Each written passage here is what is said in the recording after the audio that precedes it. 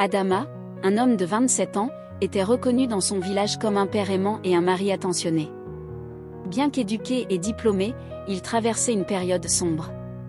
Sa femme, Mariam, et leur fils unique, Ibrahim, comptaient sur lui pour assurer leur subsistance, mais les temps étaient durs. Les opportunités d'emploi se faisaient rares, et chaque échec ajoutait une pierre à l'édifice de sa frustration. Chaque jour, Adama consacrait des heures à rédiger des lettres de demande d'emploi, relisant chaque mot avec une attention minutieuse. Malgré tout, les réponses qu'il recevait étaient soit négatives, soit silencieuses. Un jour, Mariam le surprit assis dans la cour, les yeux perdus dans le vide, une lettre froissée dans sa main. « Adama, tout ira bien. Allah ne nous abandonnera pas, dit-elle, posant une main douce sur son épaule. Adama soupira profondément. J'ai l'impression de tourner en rond, Mariam. Nos champs ne rapportent presque rien, et mes efforts pour trouver un emploi ne mènent nulle part. Que vais-je faire ? Ce soir-là, alors qu'il regardait son fils jouer dans la cour, une promesse silencieuse naquit dans son cœur. Peu importe le prix, il ne laisserait pas sa famille sombrer. 2 semaines après une série d'échecs douloureux, Adama reçut un appel qui changea le cours de ses journées monotones. Une grande entreprise venait de l'inviter à passer un test de recrutement. Son cœur bondit de joie, et pour la première fois depuis longtemps, il sourit avec sincérité. « Mariam, une entreprise m'a appelé. Ils veulent me tester. Je peux enfin montrer ce que je vaux, s'exclama-t-il en entrant précipitamment dans leur modeste maison. Alandulia. Tu vois, je te l'avais dit. Tout vient à point pour celui qui garde espoir, répondit Mariam avec un sourire rayonnant. Le jour du test, Adama se prépara avec soin. Il choisit sa plus belle tenue, même si elle était modeste. En se regardant dans le miroir, il murmura une prière. Mon Seigneur, ouvre pour moi une voie et donne-moi la force de réussir. Lorsqu'il entra dans la salle de test, il ressentit la pression monter. Mais dès que les épreuves commencèrent, son esprit vif prit le dessus. Sa détermination éclatante et son intelligence impressionnèrent les recruteurs, qui décidèrent de l'embaucher. Quand il rentra chez lui ce soir-là, il trouva Mariam en train de prier. Elle releva la tête, et en voyant son expression, elle comprit avant même qu'il ne parle. Ils éclatèrent de joie et remercièrent Dieu pour cette victoire. Dans son nouvel emploi, Adama travailla avec acharnement. Il arrivait le premier et partait le dernier. Sa persévérance devint rapidement un exemple pour ses collègues. Cependant, son succès suscita aussi des jalousies. Certains collègues, voyant son potentiel, commencèrent à répandre des rumeurs malveillantes. On l'accusait d'être prétentieux, d'essayer de plaire aux supérieurs, ou même de vouloir voler la place des autres. Fais attention, Adama, lui dit un collègue bienveillant. Il cherche à te nuire. Adama répondit calmement. Je suis ici pour travailler et nourrir ma famille, pas pour me battre. Que chacun fasse ce qu'il doit. Malgré ses intrigues, son dévouement lui permit de gravir les échelons rapidement. Mais un soir, une nouvelle inattendue allait ébranler son monde. Un soir, alors qu'Adama s'attardait au bureau pour finaliser un rapport important, il remarqua son collègue et ami Moussa, qui semblait hésiter à l'approcher. « Moussa, tout va bien ? Tu as l'air préoccupé. » Moussa, visiblement mal à l'aise, finit par lui répondre à voix basse. « Adama, je ne sais pas comment te dire ça, mais l'entreprise traverse une crise financière. Il prévoit de licencier du personnel, et ton nom figure sur la liste. » Ces mots résonnèrent comme un coup de tonnerre. Adama resta figé un instant, le regard perdu. « Tu es sûr de ce que tu avances ?» demanda-t-il avec une pointe d'espoir, espérant que ce soit une erreur. « Je ne voulais pas te le dire, mais je l'ai vu de mes propres yeux. Prépare-toi, frère. Je suis désolé. » Le cœur lourd, Adama rentra chez lui ce soir-là, la tête basse. Il trouva Mariam et leur fils en train de rire et de jouer ensemble. Leur bonheur lui serra le cœur, car il savait qu'il risquait de ne plus pouvoir leur offrir cette stabilité. Pendant le dîner, il garda le silence, dissimulant son inquiétude. Mariam, qui connaissait bien son mari, sentit qu'il était préoccupé. « Adama, qu'est-ce qui ne va pas ? Tu es silencieux ce soir. » Il esquiva la question. « Je suis juste fatigué, » c'est tout. Mais dans son esprit, une tempête faisait rage. Toute la nuit, il tourna et retourna dans son lit, incapable de trouver le sommeil. Le lendemain, ne sachant à qui se confier, Adama alla voir son ami d'enfance, Suleiman. Après avoir écouté son histoire, Suleiman lui fit une proposition surprenante.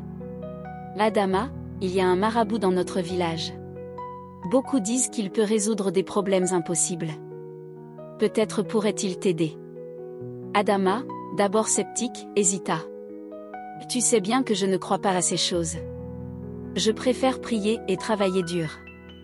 Écoute, frère. Je sais que tu es pieux, mais parfois, il faut explorer d'autres solutions.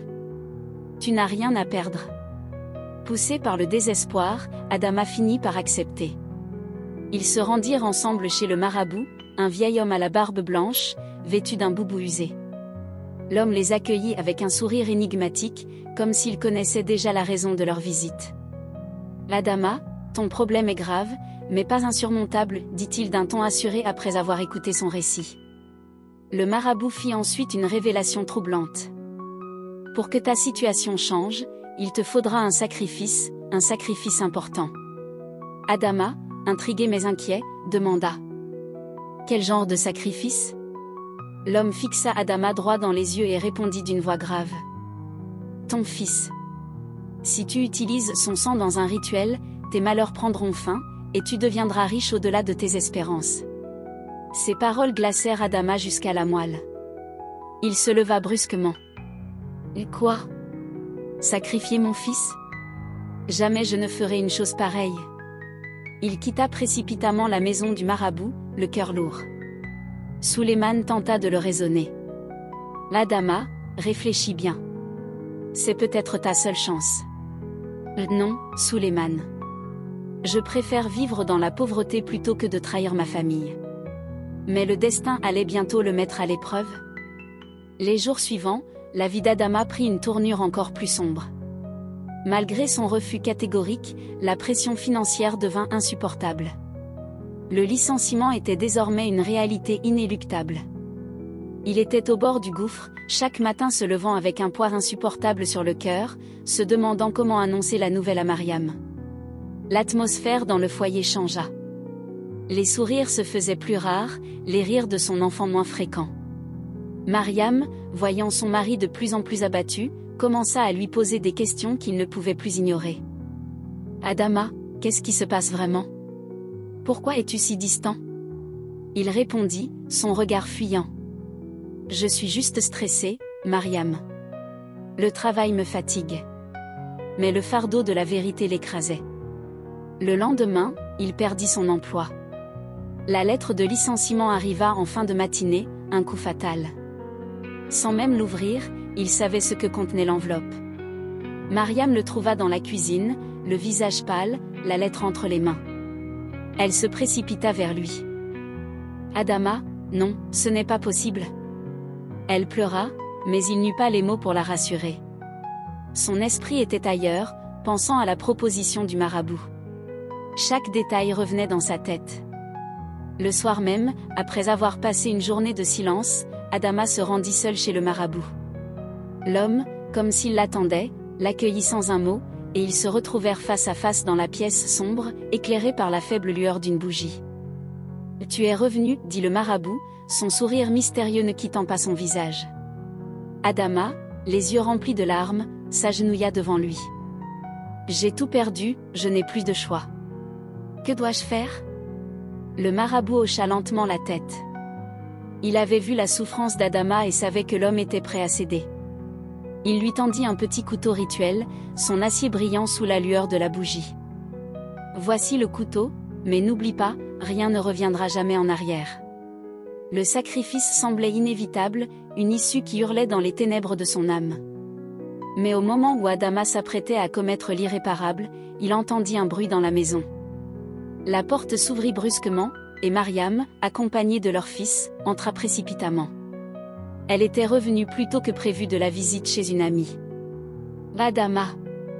Qu'est-ce que tu fais » cria-t-elle, les yeux écarquillés de terreur en voyant la scène.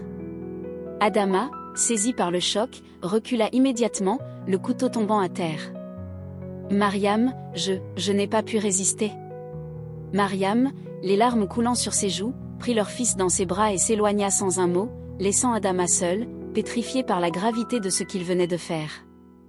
Il sentit son cœur se déchirer alors qu'il la voyait disparaître dans l'obscurité de la nuit. Le marabout, voyant son échec, se leva lentement, son visage se durcissant. « Tu as choisi, Adama. Mais souviens-toi, tes actes auront toujours des conséquences.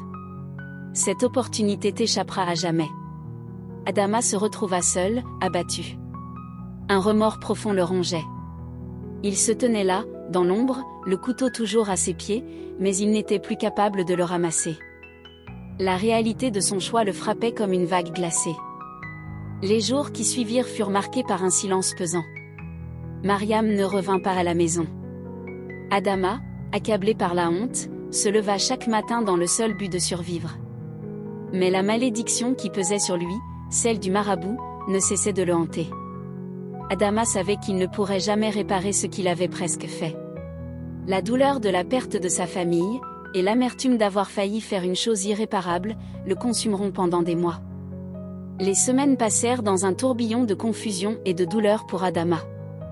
Il se réveillait chaque matin en espérant que la réalité serait différente, mais chaque jour se déroulait dans la même routine morose. Sa femme, Mariam, ne revenait pas. Leur fils, qu'il n'avait pas vu depuis cette nuit fatidique, semblait être désormais une silhouette lointaine dans son esprit. Le fardeau de sa conscience pesait sur lui comme une pierre. C'était une nuit, alors qu'il était assis dans son modeste salon, perdu dans ses pensées, que la porte se déverrouilla lentement. C'était un homme qu'il ne connaissait pas, vêtu de manière simple, mais d'une présence qui en imposait. Il se présenta comme un voyant, spécialisé dans les arts mystiques de la magie blanche. « Tu es Adama, l'homme qui a tout perdu, mais qui est encore prêt à se relever, » dit-il d'une voix calme mais perçante. Adama, bien que sceptique, l'invita à entrer. Il n'avait plus rien à perdre, et peut-être que cet homme pouvait l'aider d'une manière qu'il n'avait pas encore imaginée. Il lui raconta alors son histoire, sa lutte pour s'en sortir, sa tentation de céder à la malédiction, et surtout sa presque rupture avec sa famille. Le voyant l'écouta attentivement, les yeux fermés comme s'il lisait dans les profondeurs de son âme. Puis il prit la parole. « La malédiction qui te ronge peut être brisée, Adama. Mais pour cela, il te faudra agir selon un principe de pureté. Ce que tu as failli faire, ce n'est pas la voie vers la richesse, c'est la voie de la perdition. Il est encore temps. » Adama, désespéré, demanda ce qu'il devait faire. Le voyant, sans détour, lui répondit. « Je vais te montrer une voie plus juste. Tu ne dois plus chercher des solutions instantanées. Tu dois renaître de tes cendres, comme un oiseau qui quitte son œuf. Il existe un rituel, un sacrifice symbolique, qui t'aidera à briser cette malédiction. 5 poules, Adama. 5 poules sacrifiées dans un acte de purification, mais surtout d'engagement vers un avenir honnête et laborieux. » Adama, d'abord surpris, sentit une lueur d'espoir s'allumer dans son cœur. Il se leva, le regard plus déterminé qu'il ne l'avait été depuis longtemps. Avec les maigres économies qui lui restaient, Adama acheta 5 poules. Il les plaça dans une petite cabane au fond de son jardin, et, le soir même, il accomplit le rituel sous la lueur des étoiles. Ce fut un acte de foi, un renouveau. Il n'agissait plus pour échapper à ses erreurs passées, mais pour offrir à sa famille une chance de rebondir. Il se tourna ensuite vers une autre voie, celle de l'entrepreneuriat. Le voyant lui avait conseillé de ne plus chercher un emploi salarié, mais de créer quelque chose de ses propres mains. Avec un courage retrouvé, Adama investit tout ce qu'il avait dans un projet d'élevage de volailles. Ce n'était pas une tâche facile. Il devait apprendre sur le terrain, faire face à des imprévus, mais il ne renonça pas. Il savait qu'il avait désormais la force intérieure pour affronter l'adversité. Chaque jour, il nourrissait ses poules, nettoyait les enclos et surveillait leur santé. La patience et l'abnégation se transformaient progressivement en fruits tangibles de son travail. En l'espace de 6 mois, grâce à son engagement constant, Adama réussit à développer son petit élevage. Il s'agrandit, trouva des clients réguliers, et peu à peu, sa situation financière se redressa. Il put enfin payer ses dettes et retrouver un semblant de stabilité. Un jour, alors qu'il était en train de vendre ses produits au marché, Mariam le retrouva, accompagné de leur fils. Elle le regarda d'abord avec une méfiance visible, mais le changement qui s'était opéré en lui était évident. Il n'était plus l'homme brisé qu'elle avait connu. « Adama, tu sembles différente, dit-elle, l'émotion dans sa voix. « Je suis différent, Mariam. Je ne cherche plus la facilité, je travaille pour nous, pour toi, pour notre fils. Je ne referai jamais les erreurs que j'ai commises. » Mariam le regarda dans les yeux, les larmes brillantes.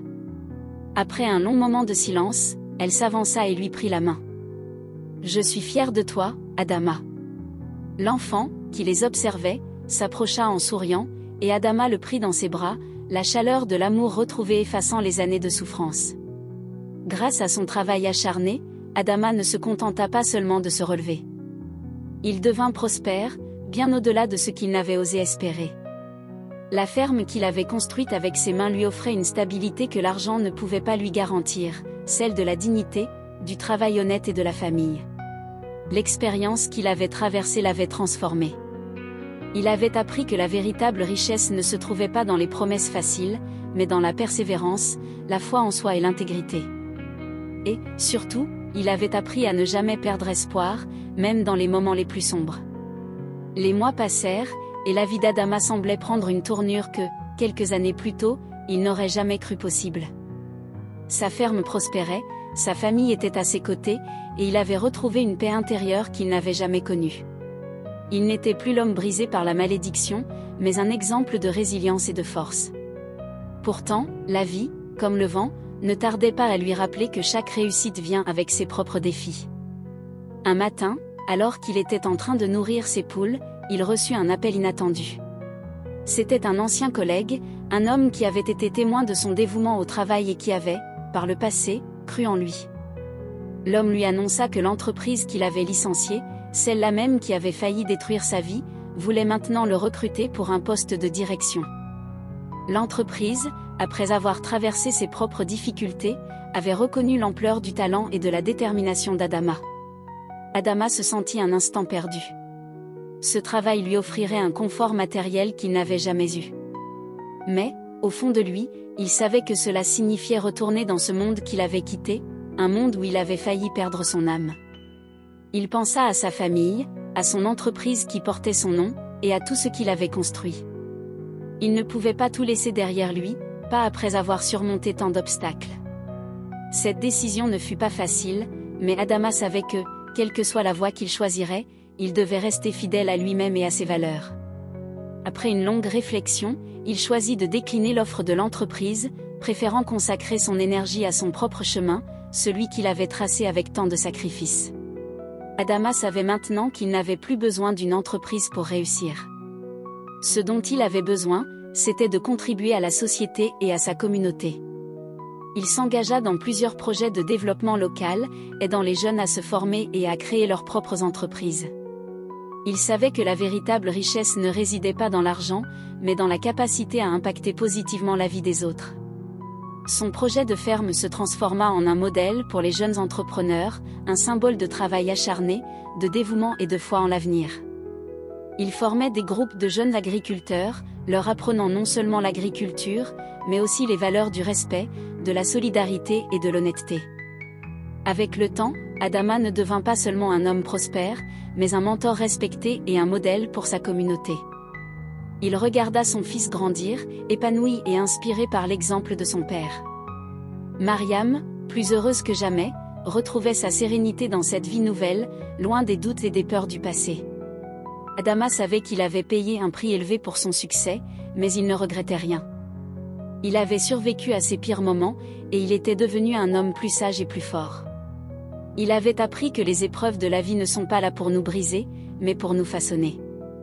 Et alors qu'il se tenait, ce matin-là, dans la lumière du soleil levant, entouré de sa famille et de ses poules, il comprit enfin ce que signifiait véritablement le succès, non pas accumuler des biens matériels, mais nourrir l'âme et le cœur des autres, et surtout, ne jamais abandonner.